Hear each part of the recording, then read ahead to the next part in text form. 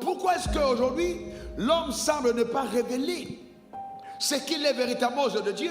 C'est parce qu'il y a des choses qui nous ont échappé. Écoutez-moi attentivement. L'homme est un être très complexe. Tellement complexe que l'homme a 3 dimensions. Premièrement, il a une dimension spirituelle. Quand Dieu dit, faisons l'homme à notre image, selon notre ressemblance, l'image de Dieu n'est pas une image physique. C'est une image spirituelle. Parce que Dieu n'a jamais revêtu un corps en dehors de Christ, qui est venu après l'homme. D'accord? Donc cette image initiale qu'Adam avait n'était pas une image physique, c'était une image spirituelle. Maintenant, il y a la deuxième dimension de la vie de l'homme, qui est la dimension psychique, la dimension de son âme, de son être. Ce qu'il est, de par ses émotions, de par ses décisions, de par son sentiment. C'est le niveau de son âme. Donc on a la dimension de l'esprit, okay, la dimension de l'âme et la dimension du corps. Et donc pour dire simplement, l'homme est un esprit ayant une âme et vivant dans un corps. Donc ça veut dire qu'il y a 3 dimensions qui incarnent ton être. La dimension spirituelle, la dimension psychique et la dimension physique. Donc quand on parle de la dimension spirituelle, c'est la dimension de la vie de l'esprit. Parce qu'en fait, en chacun d'entre nous, nous avons 3 vies. On a premièrement la vie de l'esprit, celle qui réside dans ton esprit. Cette vie Zoé. Jean 1,12, à ceux qui croient en son nom, elle leur a donné le pouvoir de devenir enfants de Dieu. Ce pouvoir divin, qui est la vie Zoé, repose dans ton esprit. C'est le même type de vie de Dieu qui est en toi, par la nouvelle naissance. Donc chacun d'entre nous avons la capacité de choisir et d'agir selon la vérité.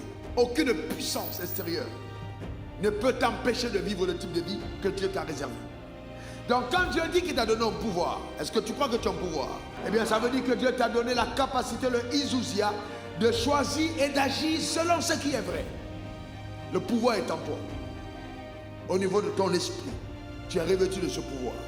Ça c'est la vie de l'esprit. Maintenant il y a la vie de l'âme. La vie dans ton âme. Et cette vie, ton âme, c'est l'univers de tes pensées. Et Dieu m'a dit en 1994, tu veux changer un homme, change son système de pensée. Telle en pense, telle elle est. Le plus grand combat de la révélation de ton être se passe dans ton âme. Parce qu'en fait, aux yeux de Dieu, tu as son image. Mais dans ton âme, il y a de sérieux problèmes. Parce que beaucoup d'entre nous ressemblons plutôt à nos grands-pères qu'à notre Père qui est dans les cieux. Et donc dans notre âme, nous avons l'influence de l'environnement, de la culture, des traditions humaines. Faites attention.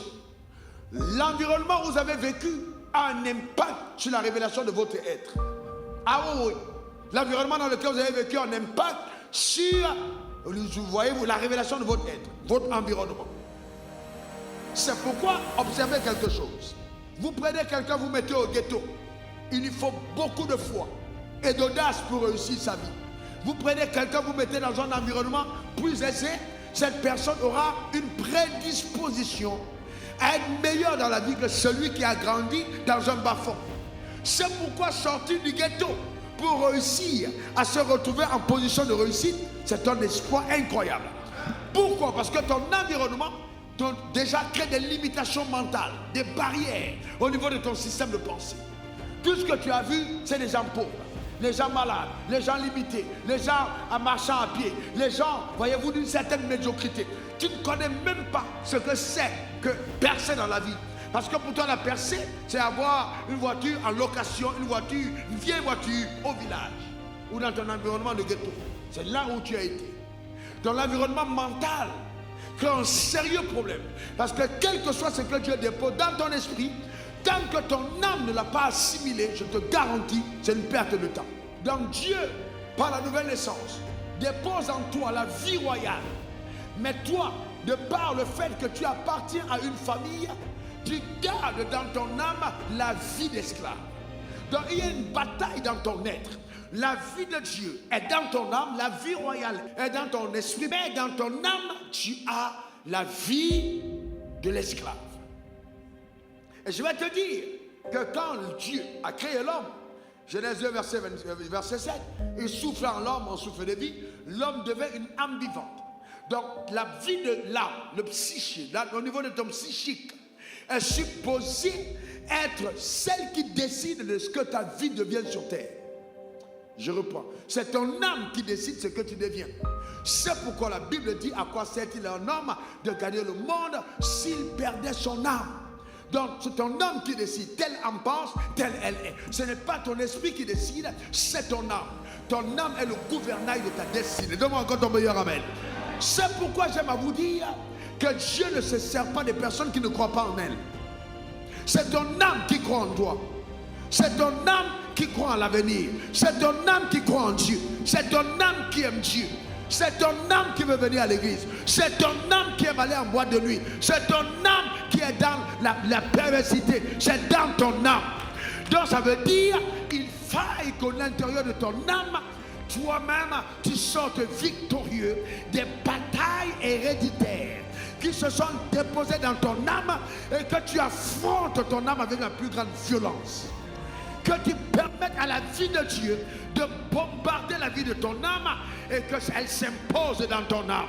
Afin que ce que la Bible dit ait lieu dans ton âme. Donne-moi encore ton meilleur amen. Car ce qui n'a pas lieu dans ton âme n'aura pas lieu dans ta vie. Je reprends. Ce qui n'a pas lieu dans ton âme n'aura pas lieu dans ta vie. Ce qui te donne la résilience, c'est la détermination mentale que tu as d'atteindre les objectifs que le ciel t'a assignés. C'est-à-dire que même si Dieu ne t'a pas permis d'atteindre certains objectifs, parce que ton âme connaît que c'est atteignable, ton âme peut prendre la résolution en disant à Dieu: je veux y aller. Et Dieu ne t'interdira pas d'y aller. Parce qu'il est dit qu'il te soit fait selon ta foi. Donc il faille que ton âme se rapproprie les capacités divines. Dans le fait d'oser à tes résolutions, répondra le succès. Tes résolutions à toi.